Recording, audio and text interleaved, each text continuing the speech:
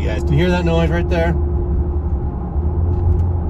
Kind of like a high-pitched whirring or not quite grinding noise, but definitely a gear-related noise. And it's been something that has been on my radar for quite a while, ever since I put in the 8.5 10-bolt rear end into this truck a little bit under a year ago.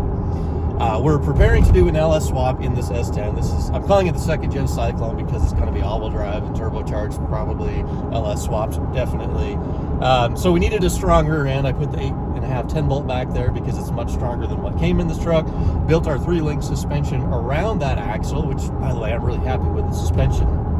But it has a really bad gear noise in it. The pinion bearing is definitely a little bit loose. I think the outer one, which is contributing to that noise that you may or may not be able to hear, but we're going to fix it today. We're also going to do some upgrades on the rear end of this truck.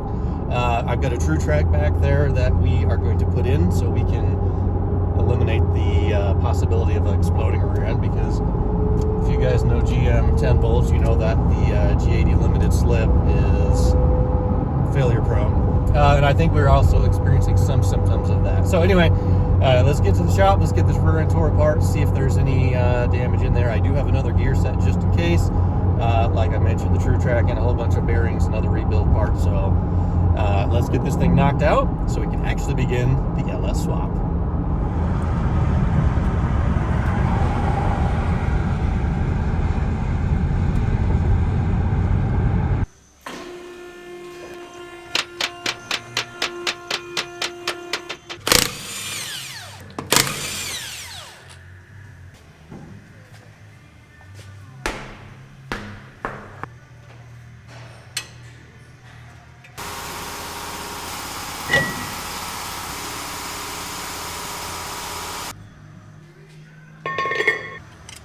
So the whole reason we're pulling the brake rotors off is just because we got to get the axles out of the carrier in order to get the carrier out of the housing. And I'll just kind of hang these calipers back where they belong till the job's all done.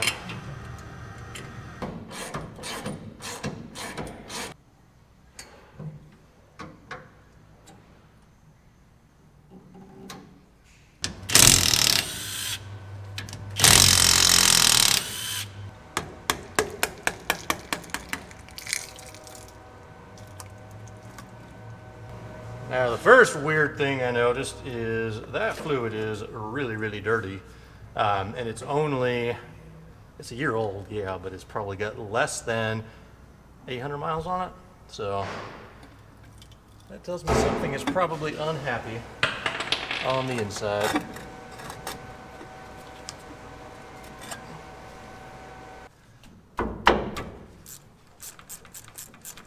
And I'm sure I've shown you guys this about half a gazillion times, but this is a C-clip axle, which means in order to get the axle shafts out of the housing, you have to take the center pin out and then dislodge the C-clips, which are inside. I'll show you that in just a second.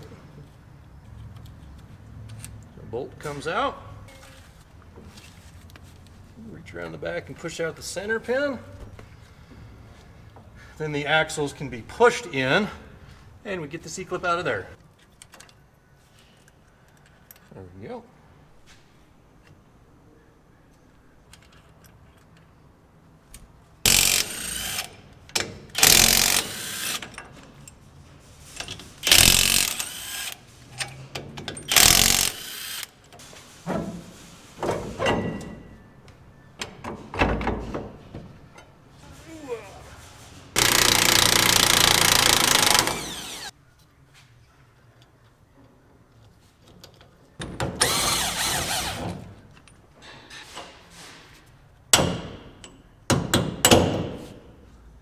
Came out way easier than normal. Now, doing differential work can be a little intimidating, especially if you haven't done one before, and you will need a handful of special tools. Some of them fairly simple like this, just these long bearing race punches. These will save yourself a lot of headaches and a lot of banged up knuckles from trying to do it inside the housing. So we're just going to drive out the races inside the case, and then our teardown's pretty much done.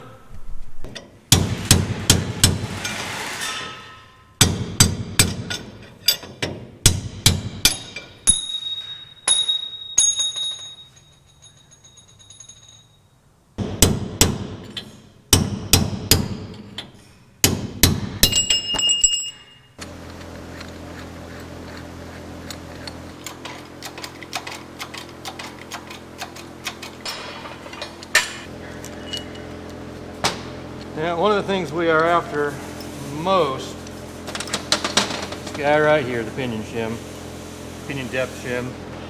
More than likely, if I had to guess, this one is right around 30 thousandths of an inch. That's typically what they're at. But when it comes to setting these things up, it's good to have a starting point.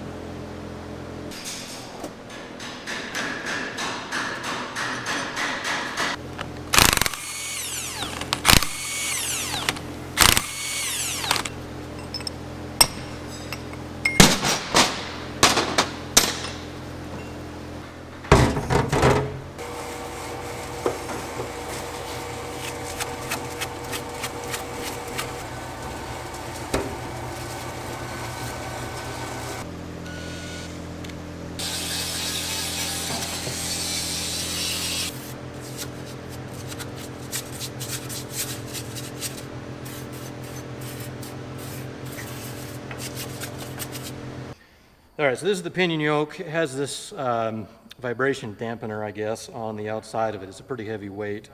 It's mounted in rubber. You can see the inside part kind of flexes independent of the outside. I don't really like this on here. I don't like that it's loose. I think it may fail someday. It might also not. But the only other thing is the S10 did not have one of these on it from the factory. The ZR2 that I pulled this rear end out of course, had it. But I think for now we're just going to cut this off because I don't like it being on there and I don't like the chance that it may fail.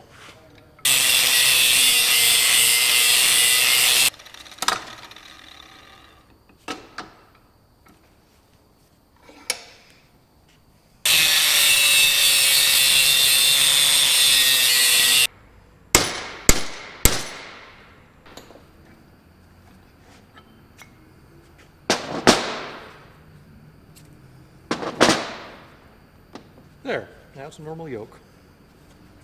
Not an egg yolk, but the other kind of yolk. Just a little while later, we've got all the cleanup work done. That's definitely the worst part of doing any sort of differential service, is just cleaning up that nasty gear oil.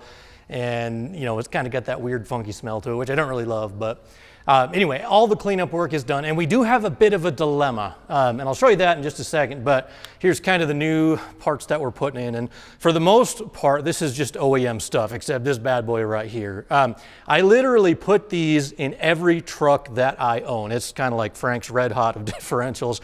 This is a Truetrac. I picked it up from Summit Racing. I'll put some links down below. But this is a helical gear style limited slip differential. And the reason why I love them so much is because there's no clutches that can wear out. There's no engagement mechanisms like the original differential has, which can fail. These are actually quite notorious for blowing up and destroying your whole differential.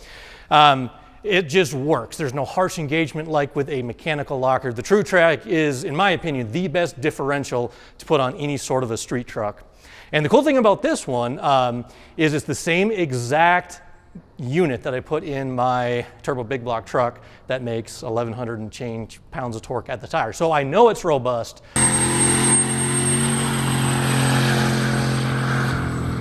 I know it's tough, and literally, like every single project I've ever done that I can fit a Truetrac in, I put them in. So if you're doing a differential, definitely check out Summit Racing. They have all the stuff that you'll need, whether it's just, you know, ring and pinion or bearings or differentials like this, yokes, diff covers, gaskets, seal, like pretty much Summit's your one-stop shop. So definitely check them out.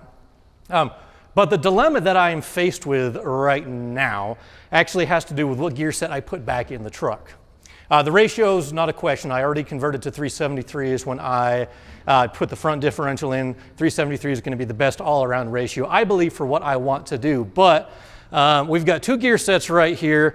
This is the one that we just pulled out. This one actually came from the back of Copo truck when I did it, oh geez, I don't know, 2 years ago. But I always hang on to this stuff.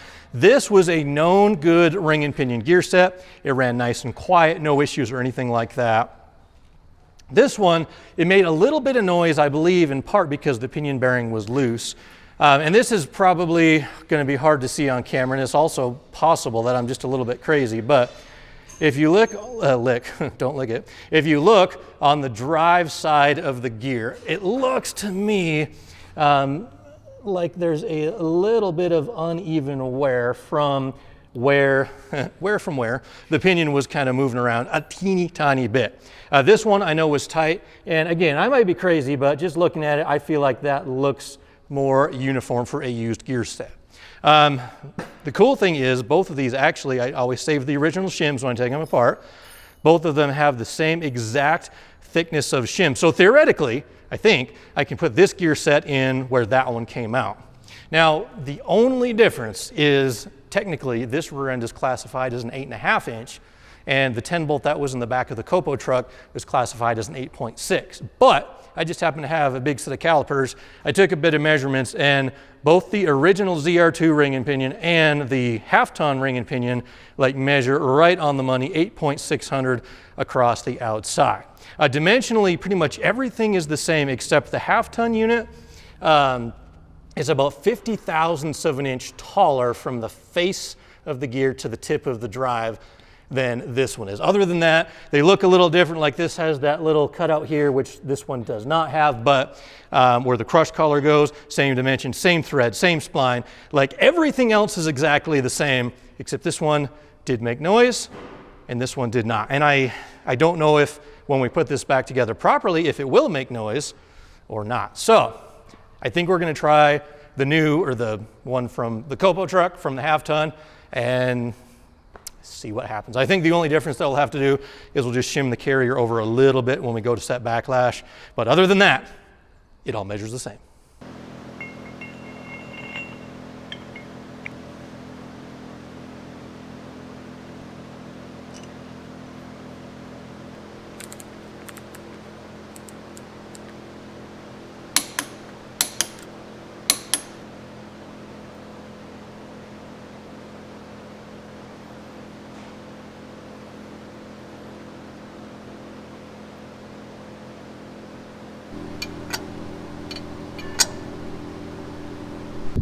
All right, I just had a mini panic attack for a second because when I went to hold up the new carrier bearings onto the carrier, I realized they wouldn't fit, and then also the carrier bearings wouldn't fit in the housing. But then I remembered, I read this forever ago, in the application guide for the Truetrac, it just states that there's a small and a large bearing.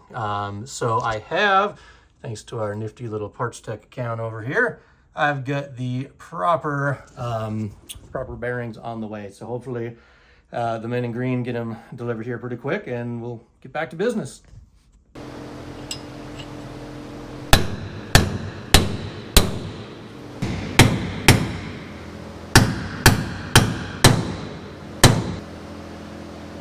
Now, thankfully, I've done so many of these 10 bolts that I have all the special gizmos and gadgets, including setup bearings, which these are nice because they let you just slide the bearing over the pinion so you can run a few pattern checks, make sure you get the correct shim in there. So we'll get this thing put together in a setup mode, see if the pattern even comes close to meshing. And if it does, then we can put it back together for good. Or if not, then all we gotta do is take it back apart and go back with the original gear set.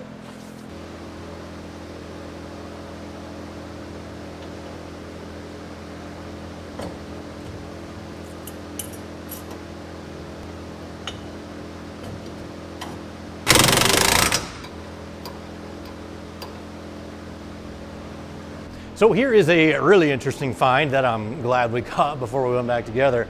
I was just checking out the wheel bearings, getting ready to swap those out because it's like, while you're in there, you might as well sort of category. So I was just kind of seeing, well, did the rollers look like they're in okay shape? I was going all the way around and then boom. Yeah, Houston, we have a problem. There's a missing roller. And I don't know where it went because I looked down the axle tube, camera will not focus, but I looked down the axle tube, no extra roller in there. Looked on the other axle tube.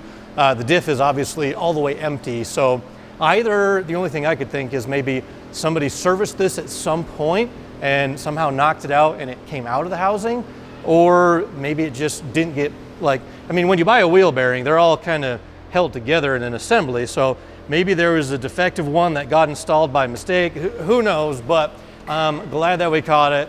And maybe that was, or I think there's a pretty fair chance that would at least contribute to some of the noise that we're hearing. I also, just for what it's worth, I did check. This is the axle shaft on that side, just to see if there's any unusual wear, because there was no, come back. Well, anyway, I think you get the picture.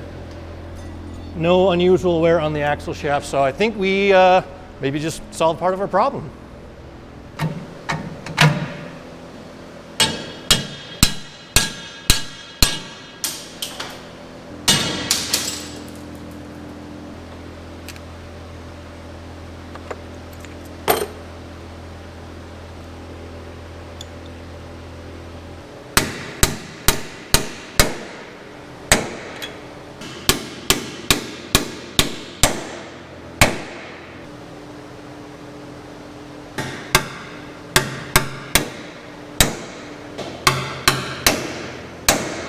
All right, we just got our new bearings from the guys in green, and the races fit nice and snug in the housing.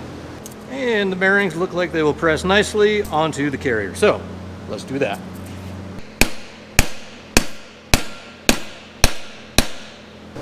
All right, this is a total guess on carrier shims. Maybe too much, maybe too little, no idea.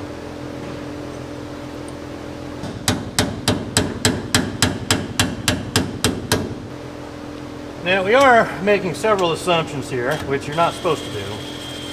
But the first one is that the original pinion depth shim is going to be where it needs to be, which that assumption is based on the fact that both ring and pinion sets have the same exact shim. And the second assumption is that I know what I'm doing.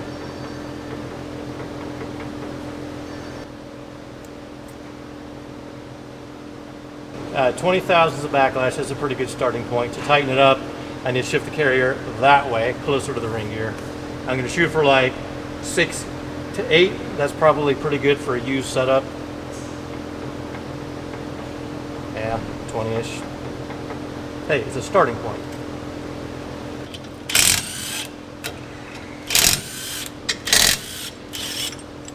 Now there's a possibility if I have the thin shim here and the thick one here, I can just swap them and it'll shift the carrier that way just enough. That would be like mega lucky, and I would have to go buy a lottery ticket. All right, the away side is 230. Pinion side, 250. Now that may be too much of a swing, but let's try it.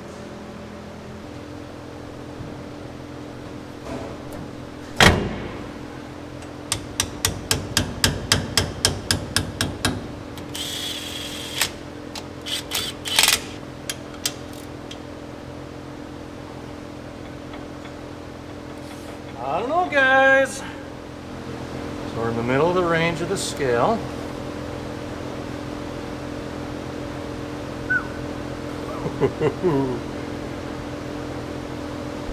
Get closer. You guys are never going to believe me. 70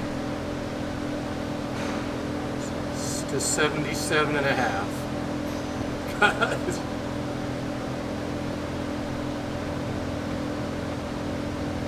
I mean, let's call it 8, 7.5 to 8. All right, guys, now I never get this lucky. This is literally the second attempt of putting that carrier in, and the backlash, as far as I'm concerned, is like right on the money. Normally, with these shim setups, I'll be stacking shims and adjusting and doing it 5 or 6 or 7 times, but this is legitimately the second attempt, and all we did is flip the original shims, which that almost never works. But as far as I'm concerned, that's right on the money. But again, this is a different gear set in this housing. So we'll run a pattern check just to see if it looks all kosher, but I think we're going to be golden.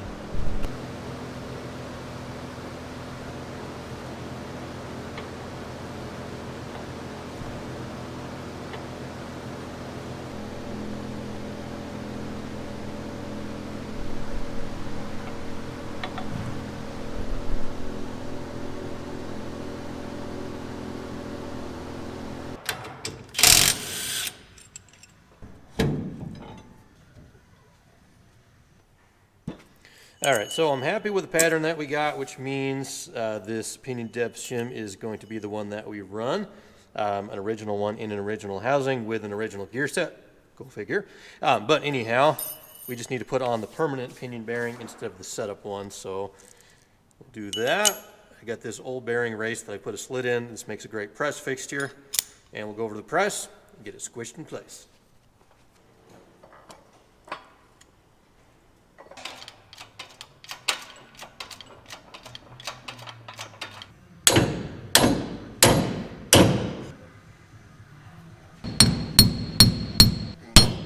and then how I contact.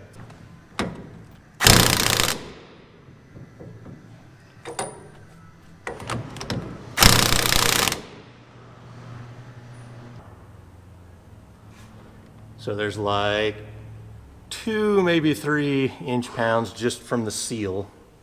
And we need, I think with a new bearing, we're shooting for like 15-ish. So a little ways to go. There's like 8, that'd be fine for a used bearing, but we've got new bearings, so let's go one little bit more.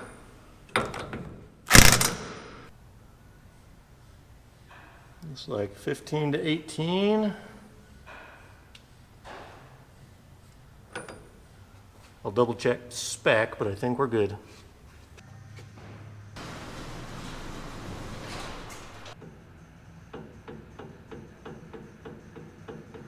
Right on the money. So what are your thoughts for a power adder on this truck? I initially thought, when I started this project, I wanted to supercharge it, kind of like I did with Coco Truck, because that was a ton of fun. But then I thought, well, if I want to keep in the spirit of a Cyclone, which is kind of what I'm calling this, it would be turbocharged. Both are great options. I even thought about doing a centrifugal supercharger, which normally I shy away from, but I don't know, I'm kind of considering all options. But ultimately my goal is like 700 to 800 horsepower in a truck that's hopefully 4,000 pounds or less. But anyway, for that application, these axles and this whole rear end, pretty much bulletproof.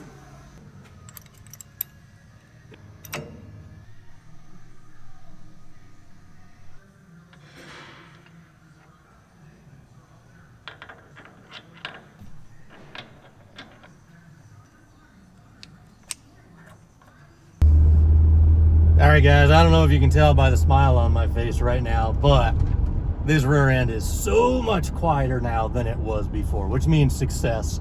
I was a little bit hesitant about putting the Silverado 1500 gear set in the ZR2 rear end, even though I kind of figured they'd be the same thing. But as far as I'm concerned, that's success. It's quiet. So now basically what we got to do, because it's a used gear set, I don't really need to break it in, I don't think, like you'd have to do on a brand new one. And I'll kind of let you hear it in the same speed, about 45 miles an hour. Before it was super loud. Now nice and quiet. And before, like that last 10 miles an hour when you came to a stop, it was really, really whiny and noisy. Again, nice and quiet. I'm super happy. So between killing the noise, getting all fresh bearings in there, the old ones were shot, and then of course the Truetrac, that's really going to help us put the power down when we get the LS swap and the power adder installed. So I'm pumped, guys. That is like the last piece of the puzzle before we can go wild and start adding power. That's one thing I'm kind of a stickler about, is I will always get like the basics, safety items and chassis taken care of. So like front suspension, rear suspension, no more wheel hop, good bearings. We got the front end all gone through, new control arms and stuff. So yeah, we're ready to add some power, guys. So stay tuned.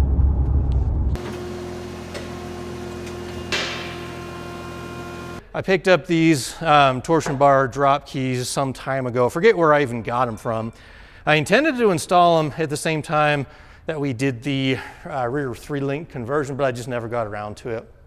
Now this will be a temporary fix, because long term, probably after we get the engine in and after we get the all-wheel drive conversion done, I do plan on building my own custom tubular control arms, lower and upper, especially to add a little more caster into this thing.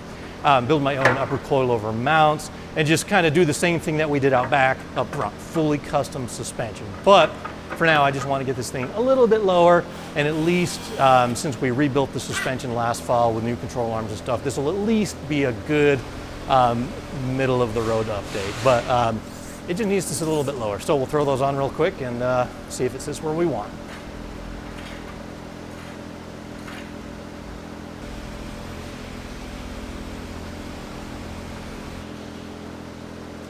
Right on the money.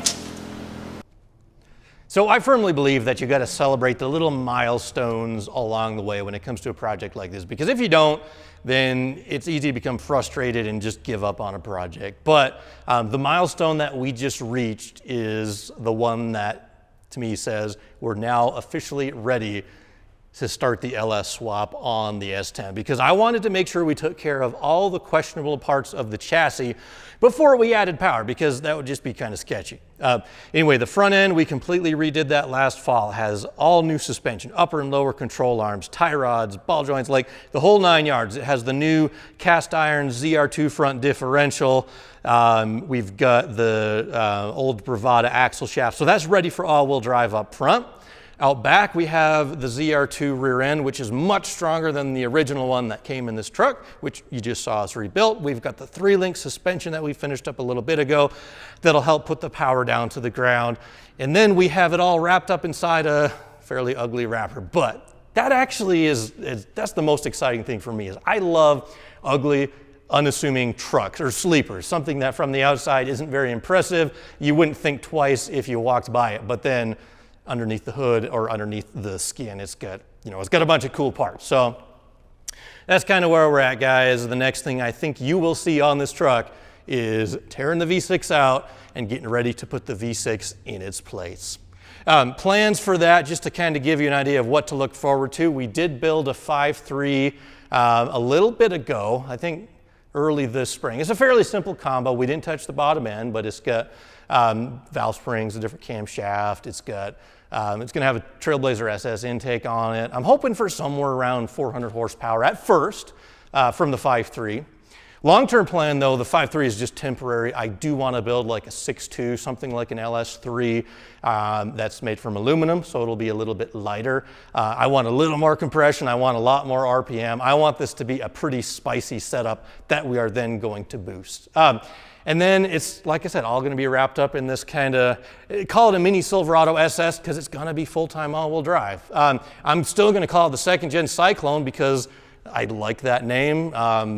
And yeah, the name just kind of stuck. But anyways, it's a milestone that we've checked off, and now we're ready to start the swap. So really, really pumped for that. Thank you guys for watching. Come back soon.